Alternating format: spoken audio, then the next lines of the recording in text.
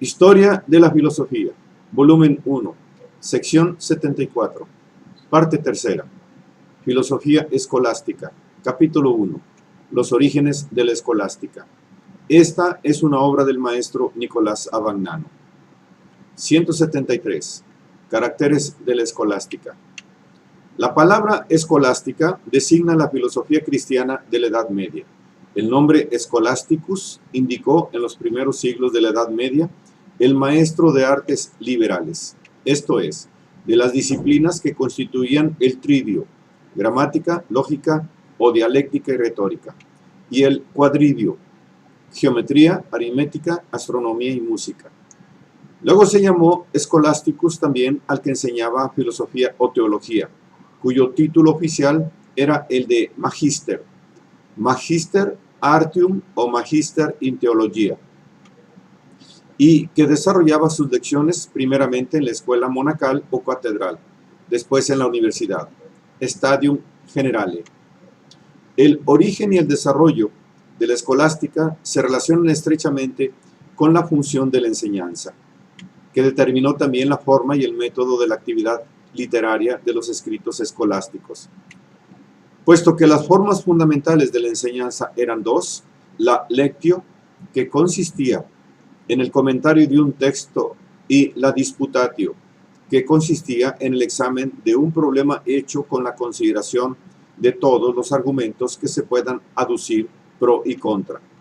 La actividad literaria de los escolásticos asumió preferentemente la forma de comentarios a la Biblia, a las obras de Boecio, a la lógica de Aristóteles y luego a las sentencias de Pedro Lombardo y a las obras de Aristóteles, o de colección de cuestiones.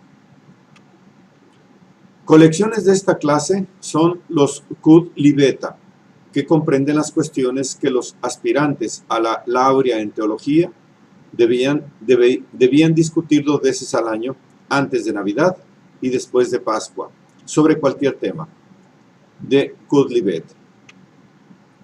Las cuestiones disputate eran, en cambio, el resultado de las disputaciones ordinariae que los profesores de teología tenían durante sus cursos sobre los más importantes problemas filosóficos y teológicos.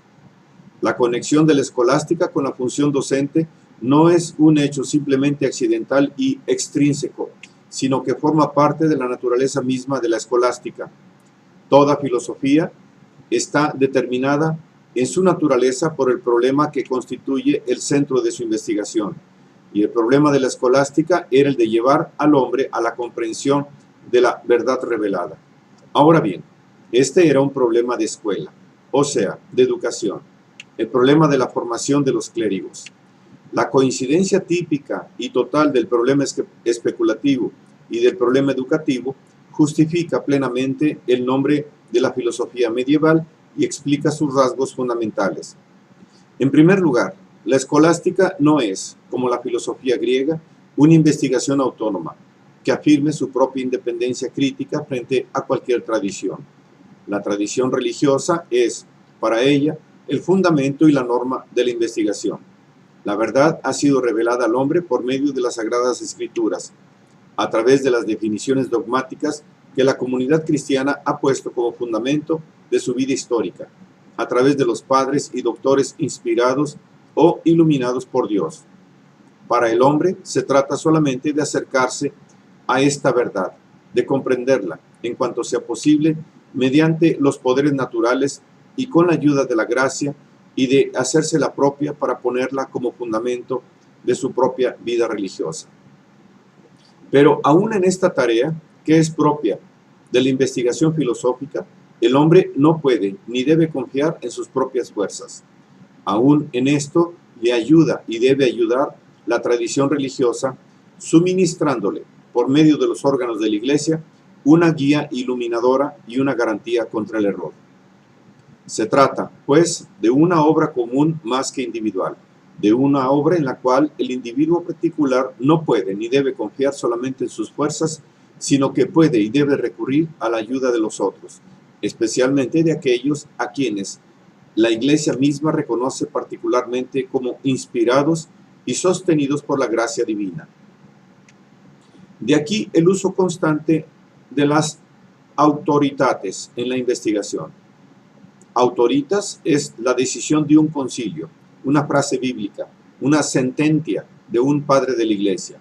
El recurso a la autoridad es la manifestación típica del carácter común y superindividual de la investigación, escolástica, en la cual el individuo quiere sentirse apoyado continuamente y sostenido por la responsabilidad colectiva de la tradición eclesiástica. De aquí deriva otro carácter fundamental de la investigación escolástica. Ella no puede proponer, formular ex novo doctrinas o conceptos. Su objeto es el de entender la verdad ya dada por la revelación, no el de encontrar la verdad. Por esto, así como toma de la tradición religiosa la norma de la investigación, también toma de la tradición filosófica los instrumentos y el material de la misma investigación. Ella vive sustancialmente a expensas de la filosofía griega. Primero, la doctrina platónico-agustiniana, después la aristotélica, le suministran los instrumentos y el material de la investigación. La filosofía como tal es, pues, de por sí, solamente un medio. Ancilla theologiae.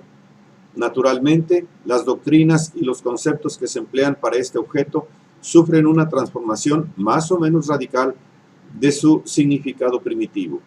Pero la escolástica no se propone intencionadamente esta transformación y las más de las veces no tiene ni siquiera conciencia de ella. El sentido de la historicidad le es extraño. Las doctrinas y los conceptos son libertados de los complejos históricos de que forman parte y son considerados independientemente de los problemas a que corresponde y de la personalidad auténtica del filósofo que los ha elaborado. La Edad Media lo pone todo en el mismo plano y hace de los filósofos más alejados de su mentalidad unos contemporáneos, de los cuales es lícito tomar los frutos más caracterizados para adaptarlos a las exigencias propias. En esta estructura formal de la filosofía medieval se refleja la misma estructura social y política del mundo medieval. Este mundo medieval está constituido como una jerarquía rigurosa sostenida por una fuerza única que desde lo alto lo dirige y determina todos sus aspectos. Se suele decir que la concepción medieval del mundo se inspira en el aristotelismo. En realidad, es sustancialmente la concepción estoico-neoplatónica, aquella a la que se reducen y adaptan las mismas doctrinas aristotélicas. El mundo es un orden necesario y perfecto en el que cada cosa tiene su puesto y su función, manteniéndose en este puesto y en esta función por la fuerza infalible que determina y guía el mundo desde arriba. Todo lo que el hombre puede y debe hacer es conformarse a este orden. Su mismo libre albedrío puede ser empleado provechosamente solo con miras a esta conformidad. Las instituciones fundamentales del mundo medieval, el imperio, la iglesia, el feudalismo, se presentan como los guardianes del orden cósmico e instrumentos de la fuerza que lo rige. Dichas instituciones se dirigen sustancialmente a hacer aparecer todos los bienes espirituales y materiales a los que el hombre puede aspirar, desde el pan de cada día hasta la verdad, como derivados del hombre, derivados del orden a que pertenece y, por ende, de las jerarquías que son intérpretes y vigilantes de dicho orden. En un mundo así, la investigación filosófica no puede tomar sus principios y su disciplina, sino de las mismas jerarquías en que se concreta el orden universal o de la fuerza que se considera como causa del mismo. Como norma directriz de la vida individual y social, la noción de este orden se afirma a partir del siglo VIII, cuando, al desaparecer casi por completo los intercambios económicos y culturales juntamente con la decadencia de las ciudades, solo queda en pie una economía rural tan pobre como cerrada. El despertar del comercio y de las artes que se produce a partir del siglo XI, los viajes e intercambios, provocan la primera crisis de la concepción medieval del orden cósmico. Estos fenómenos, por la fuerza misma de los hechos, demuestran que el individuo puede adquirir por sí mismo los bienes que se le presentan, aumentándolos y defendiéndolos con su actividad y con la colaboración de los demás. A veces comienza a insinuarse el poder jerárquico como un límite o como una amenaza, más bien que como una ayuda o una garantía para la capacidad de adquirir o conservar los bienes indispensables para el hombre. La lucha por las autonomías comunales, para la liberación de las angosturas del feudalismo, estriba sustancialmente en la confianza del hombre en sí mismo, en su capacidad de proveer a sus necesidades y de organizarse en comunidades autónomas que provean, mejor que las jerarquías impuestas desde arriba, a su propia defensa. En estas condiciones, la investigación filosófica cobra nuevo impulso y nuevas dimensiones de libertad.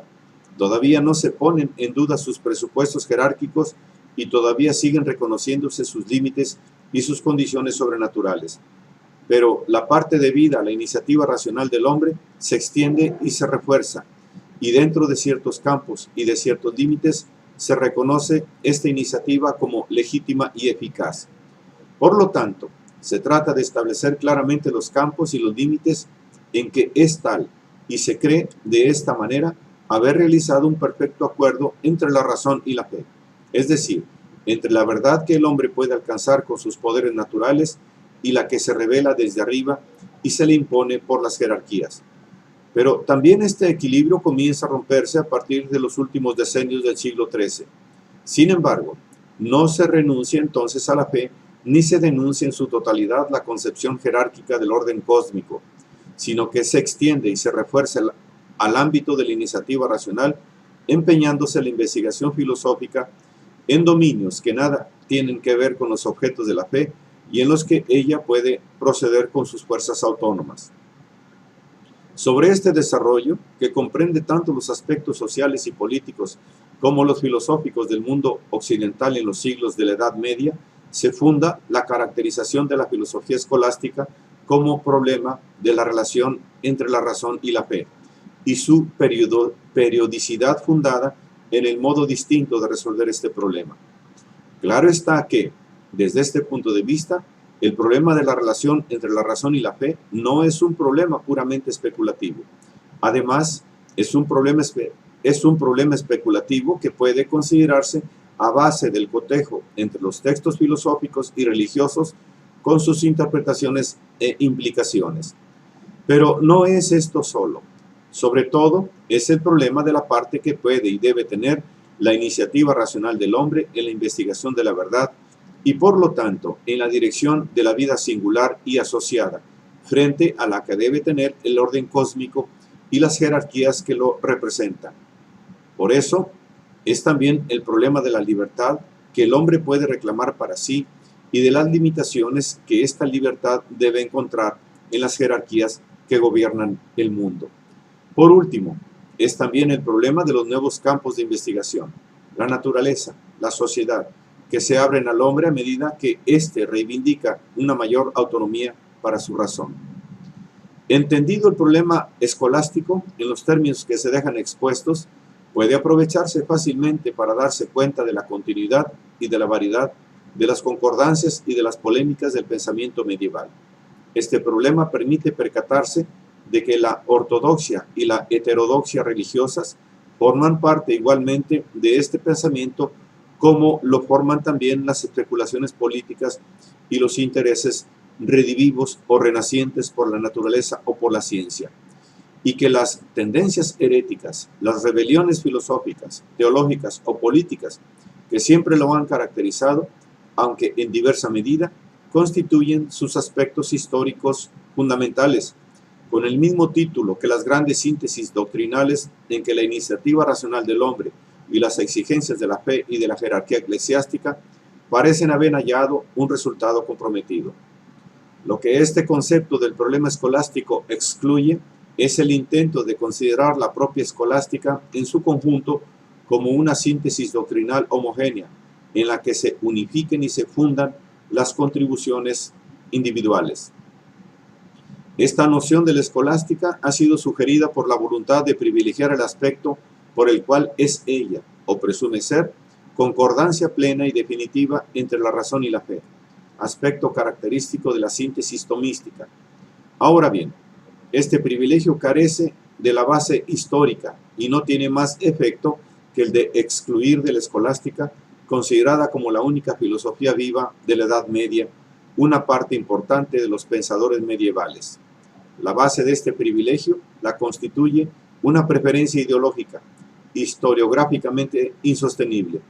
La filosofía medieval, como la de cualquier otro periodo, puede describirse y caracterizarse únicamente como la base de su problema dominante, no de una de las soluciones que fueron dadas a dicho problema.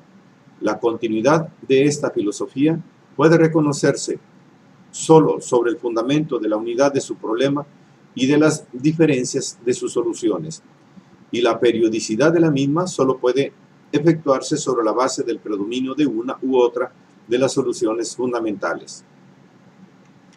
A esta exigencia responde la periodicidad tradicional que distingue 4 fases de la escolástica. La primera, llamada preescolástica, es la del Renacimiento carolingio, en el que se presupone y se admite sin más la identidad de la razón y la fe. En la segunda, llamada alta escolástica, que va desde mediados del siglo XI hasta finales del XII, el problema de la relación entre la razón y la fe comienza a esbozarse y a plantearse claramente sobre la base de la antítesis potencial de los dos términos. En la tercera, que va desde el año 1200 hasta los primeros años del siglo XIV, aparecen los grandes sistemas escolásticos que constituyen lo que ha dado en llamarse florecimiento de la escolástica. En la cuarta, que abarca el siglo XIV, se produce la disolución de la escolástica por la reconocida insolubilidad del problema que está en su fundamento. Sin embargo, concluida como periodo histórico, la escolástica continúa actual para expresar la exigencia para el hombre que vive en una tradición religiosa de entender y justificar racionalmente esta tradición. Esta exigencia se representa frecuentemente en la historia de la filosofía. Otras formas de escolástica que recurren a las formas de filosofía que van dominando se presentarán en el curso ulterior del pensamiento filosófico.